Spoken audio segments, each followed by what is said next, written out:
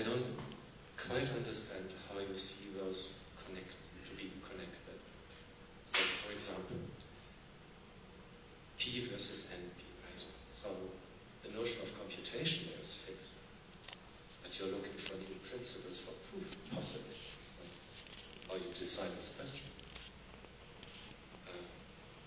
And there are others, mathematical statements, continue problem. Prime example, right? Are there new principles of set theory that allow us to prove it? Or refute it? Right? So, if you could perhaps tell me how you see these two issues joined, try to understand. But at the moment, I don't quite understand how you see the connection between them. I was just thinking that maybe if we could strengthen the notion of computability, we would be able to then, we can't right now. I mean, what I see is limitation in computation problems, and mainly in mathematics and any science, we know. We kind of tend up to get to a certain limit where we just can't keep on going. I mean, it's like what Goodall said, where the systems and the whole incompleteness of things. I mean, that gives me the idea that maybe we cannot end up like knowing everything.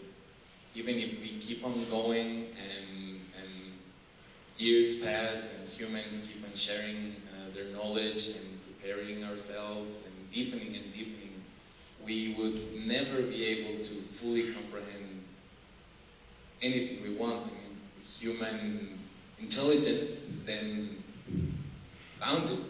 We are not able to reach for the stars, as they say. That's where I see the relation between those two. I mean, if we could somehow get the definition for that thing we're missing right now, the whole intuition thing, then maybe we could actually be unbounded in every science we know. Well, I suppose there is no conflict for the stars and the fundamental limitations of formal theories, right? I mean, there are reasoned conditions for the articulation of formal theories, right? You and I share proof.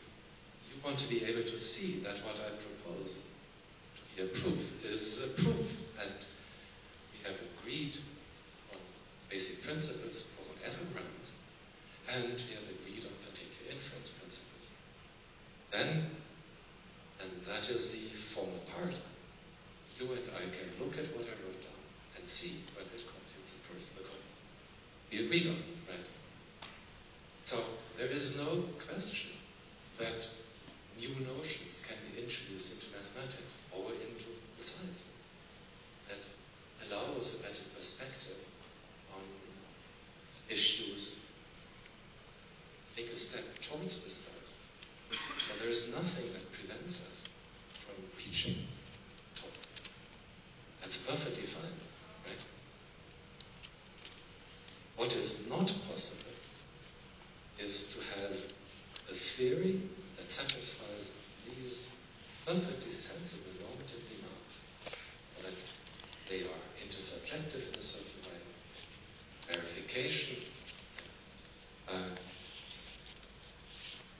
and being deciding every question whatsoever. That's just what it is. That is, you can't satisfy these normative, philosophical, methodological demands. At the same time, you want to have vision about everything. That's out. So it's not that we don't know a way, or that our intelligence or history has kind so far.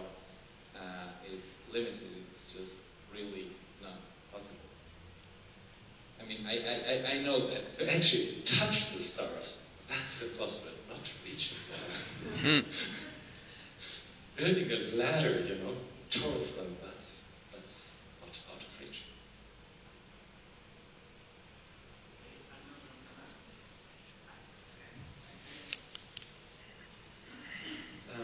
It seems to me that Turing formulated what are now called Turing machines as a tool to prove the indecibility of a very famous problem. And but then he published his work, and a debate ensued that had to do with very deep philosophical, epistemological questions. And it seems to me that the voice of Turing was absent from that later debate. I don't know if it was, if he was like, hey, I was just using those machines as a tool. I didn't envision of the implications they could have. Look, I mean, there's first of all work he did in logic. Right?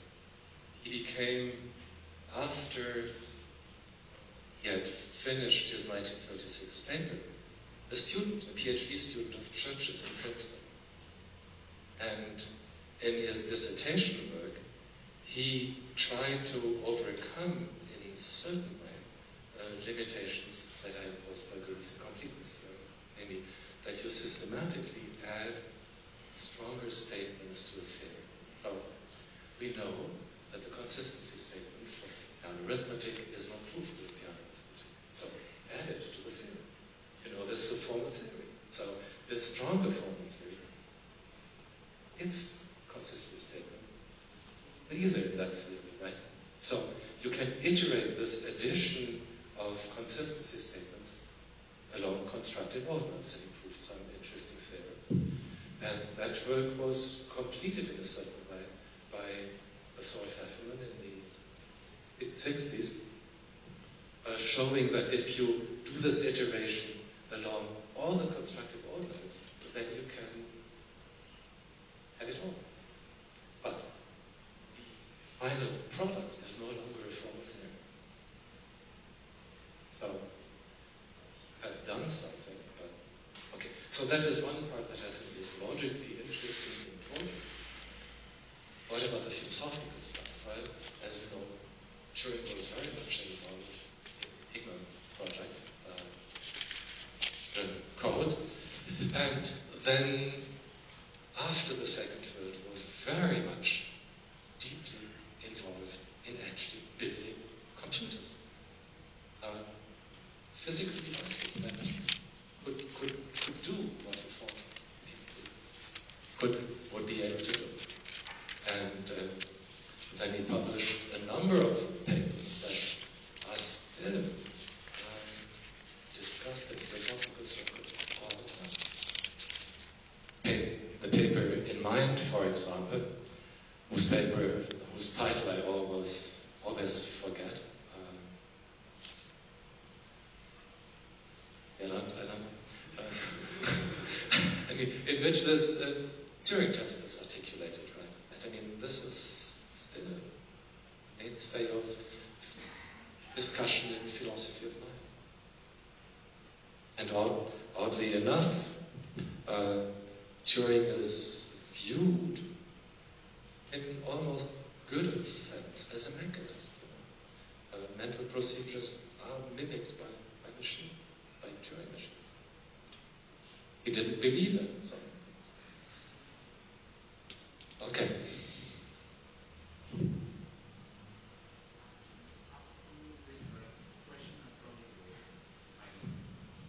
Yeah, at some point in your talk you were drawing a distinction between, I think, human computation and machine computation, and I think it had something to do with allowing parallel computations with machine computation, but I didn't quite get the distinction. Could you make that a little more precise? Well, as you know, many computer scientists in particular think of Turing machines as idealized computing devices. So you're abstracting from actual computers to get this idealized version of computation. And that, as I presented fairly, is not Turing's perspective. It's human computers that are qualified by Turing machines, right? And so his student, Robin Gandy, started in the 70s to think about how one could articulate a notion of machine computation. And he thought of discrete mechanical devices, so pulls, levers, whatever, and wanted to give an articulation of computations for such discrete mechanical devices, and thought that it was absolutely crucial that these machines would be described in such a way that they allow parallelism in a perfectly general way. And so that's what he tried to do. And what he was able to show, imposing essentially two physical limitations, that such machines can also be simulated by Turing machines. And the physical limitations are of two sorts. Number one, there is a lower bound on the size of atomic components of machines, so they can't be arbitrarily small. And an upper bound on signal propagation, so general relativity. Special relativity, sorry. And if you combine those two, then you have locality and boundedness conditions, almost the same shape, but much broader than as in Turing's work. That is the distinction Andy made and I referred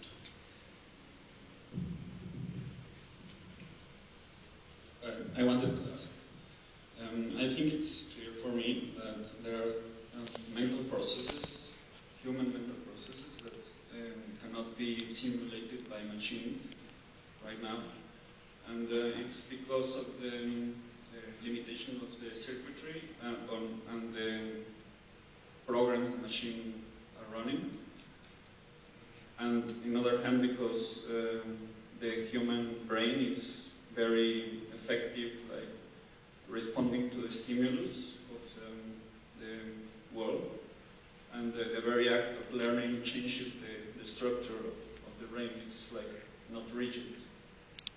And I was thinking perhaps one programmer wants to make labels, like to say this is what the machine will hear, and this is what the machine will see, and this is what the machine will touch. And at the end, everything will be like binary signals.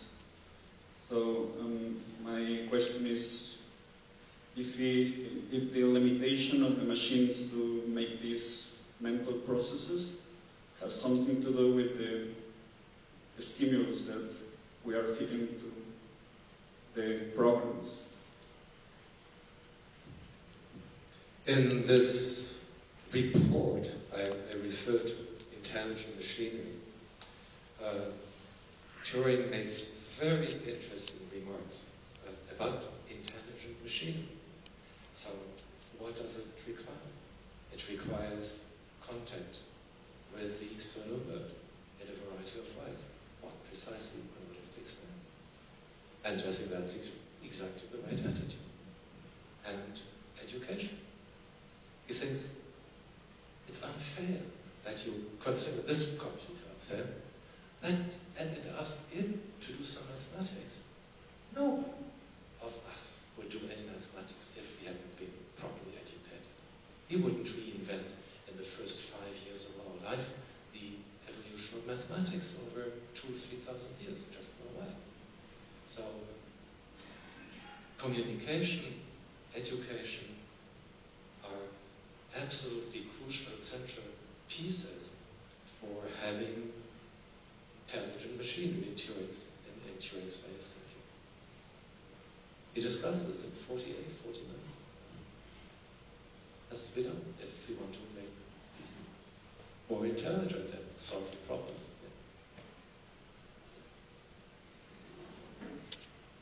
Bueno, pues muchas gracias.